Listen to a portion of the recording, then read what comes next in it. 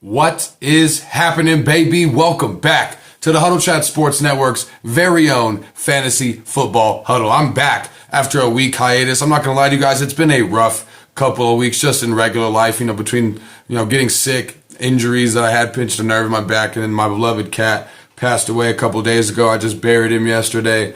So it's just been a rough couple of weeks, man, but I'm coming back hot, ready, and better than I have been all season long. You guys aren't here for excuses. You're here for advice. Now, I know, like I said, I had to bury my cat last night, so I was late coming out with the waiver wires. I actually was a day behind this week. I just realized this morning that it was Wednesday. So I still got your back. We might have missed some of those key players on the waiver, some of those premier waiver wire targets, but it's still not too late to make your team better, to add some players to your roster, to make yourself better, whether it's this week, whether it's in the future. So I've got a slew of players for you to add in different situations in your lineups this week. So without further ado, let's fill up our cups, roll something up, and get right into the news. Now, these first list of players that we're going to go through are going to be players that we're going to want to add to our roster, more like in a stash position. So this first list of players that I'm going to be running through is going to be players that we're going to want to stash on our roster going into week 8 that may not play this week, may not perform this week, but we're looking to have them because they're going to add a benefit to our team on the second half of the season. Starting with quarterback Kyler Murray from the Arizona Cardinals. He practiced last week, opening that 21-day window to return from injured reserve. It may take him a few weeks to be activated and get back to being a starting quarterback. But no quarterback on the waiver wire right now has the potential to deliver top 10 numbers like Kyler Murray does. He was quarterback number 3 in 2020, quarterback 10 in 2021, and quarterback 9 in 2022. Plus, you look at the value that Josh Dobbs has had as a streaming option as a quarterback. Kyler Murray is only going to be better than Josh Dobbs. So add him to your roster before everybody's trying to add him over the next couple of weeks. I'm also looking to add Royce Freeman, running back from the Los Angeles Rams. He's the number 2 running back behind Darrell Henderson, and he already has kind of an established role. Last week in his first game playing, 12 carries, 66 yards. Not bad. Definitely something you can plug into your flex in a pinch, but we know Sean McVay loves to go running back by committee, and we see already being behind Darrell Henderson, who already knows the offense. We see him already having that role. Plus, we know Darrell Henderson's injury history, so it's not a bad idea to add Royce Freeman. I'm also looking to add Marvin Mims, wide receiver from the Denver Broncos. Rumors are that the Denver Broncos are either moving on from Jerry Jeudy or Courtland Sutton. Sean Payton's going to have no choice but to play Marvin Mims, who's been a very talented player as a rookie in the wide receiver position for the Denver Broncos. He has 40 less yards on the season than Jerry Jeudy, despite only being targeted 13 times to Jerry Jeudy's 34. I definitely like Marvin Mims, especially if they're losing Jerry Jeudy and or Courtland Sutton. Marvin Mims is definitely going to be somebody you're going to want to add for the second half of the season. I'm also looking to add wide receiver Demario Douglas from the New England Patriots.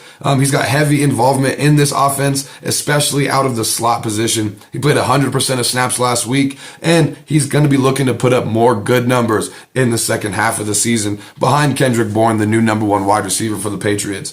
I'm also going to be looking at adding Michael Mayer, and I know it's spooky season. I'm not talking Michael Myers. This isn't a sick Halloween joke. I'm talking about the Raiders tight end Michael Mayer. They traded up in the second round to draft Michael Mayer, and you're starting to see why over these last 2 weeks. He's got 7 catches for 114 yards combined in the last 2 weeks. And you're seeing what Jacoby Myers and some of these secondary targets are able to do underneath Devontae Adams in this offense already this season. I think Michael Mayer, as he's growing as an NFL player, learning this offense, is only going to see more targets in this offense for the Las Vegas Raiders. And it's definitely worth a stash if you're struggling at the tight end position. So those are going to be the players we want to stash on our roster going into the second half of the season. Now, the players, if you need somebody to start this week, I've got a list of players for people's that you need to start in a pinch this week. So go out in the waiver wire and look for them. Like I said at the beginning of the video, some of those premier waiver wire targets are probably already gone off your waiver as you're watching this video. Darrell Henderson, Dalton Kincaid,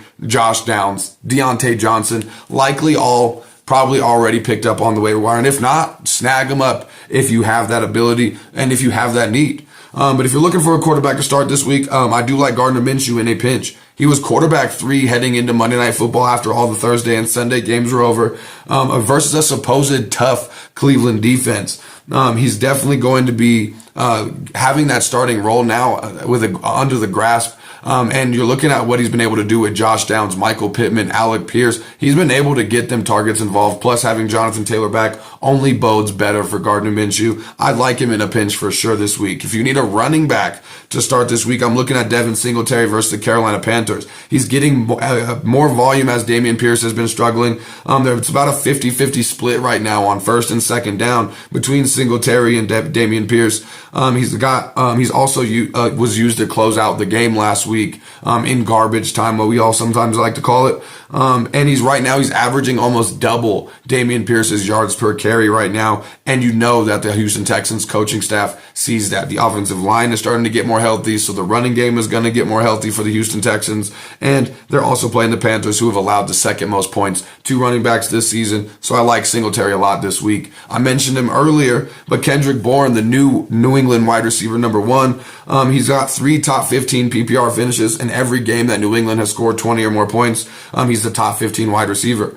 So I do like Kendrick Bourne this week. He's got a decent matchup, so I like him in a pinch, and he's definitely worth adding for the depth on your roster. If you need a tight end to start, I like Jake Ferguson. You've heard me toot the Jake Ferguson horn a lot for the Dallas Cowboys this year. Right now, he's only averaging 31 yards per game, but his target share is 3rd on the team and just slightly behind number 2 Michael Gallup. He's got a 75% catch rate, and he played 87% of the snaps last week. His snap share is only getting higher every week. Plus, the Rams are allowing the 5th most points to tight ends on the season. So Jake Ferguson is definitely somebody you consider starting this week. Now, if all those players are gone and you might need another option or you're in a deeper league, these are some players that I would consider adding. I'm not going to go into terrible depth on these players, but these are players that I would look at this week if you are in a pinch at any of these positions. Quarterback, looking at Daniel Jones from the Giants with Desmond Ridder from the Falcons. Running back, I got a slew of running backs for you to consider adding. Kareem Hunt, if he's out there, snag him up. Amari Demercado from the Cardinals.